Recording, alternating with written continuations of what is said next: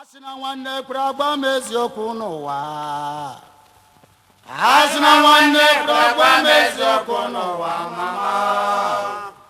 Agajide yeje mbidego ụwa mana ibofu.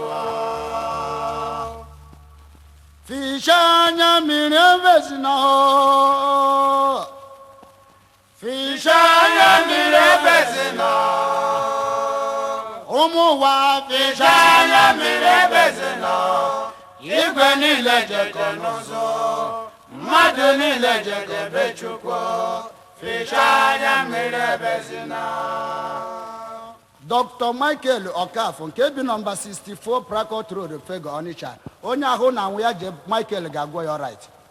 Ewo n'ejiri mebele lọ. Iyo ejiri mebele lọ. Ejiri mebele lọ. Iyo ejiri mebele lọ. Enugu n'ejiri mebele lọ. Iyo ejiri mebele lọ.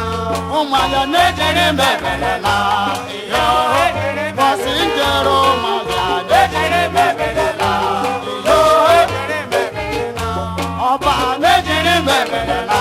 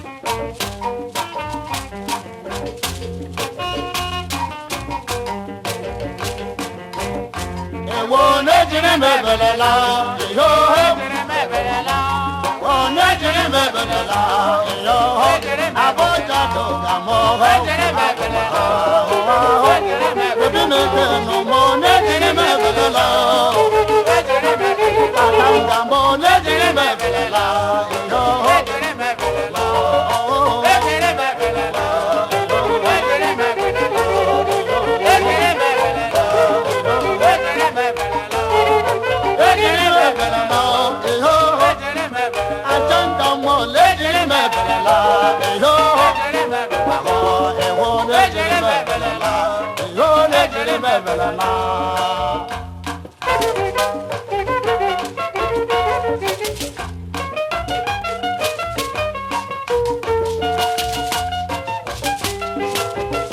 ka o si bịa. Oya, oya, oya.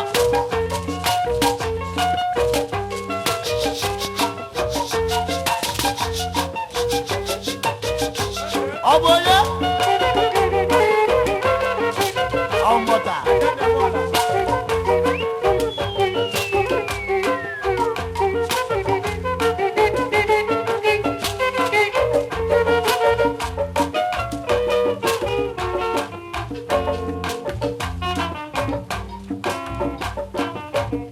Ewo n'ejiri m ebele laa, yo n'ejiri m ebele laa, yo n'ejiri m ebele laa, yo n'ejiri m ebele laa. Nwa Ebuka o n'ejiri m ebele laa, n'ejiri m ebele laa. Izobia n'ejiri m ebele laa, n'ejiri m ebele laa. Nnewi n'ejiri m ebele laa, n'ejiri m ebele laa. Ebenato n'ejiri m ebele laa, nwanne m n'ejiri m ebele laa. Enugu o n'ejiri m ebele laa, n'ejiri m ebele laa. Ewo n'ejiri m ebele laa, n'ejiri m ebele laa. Amannachi o n'ejiri m ebele laa, n'ejiri m ebele laa. Nsontoso n'ejiri m ebele laa.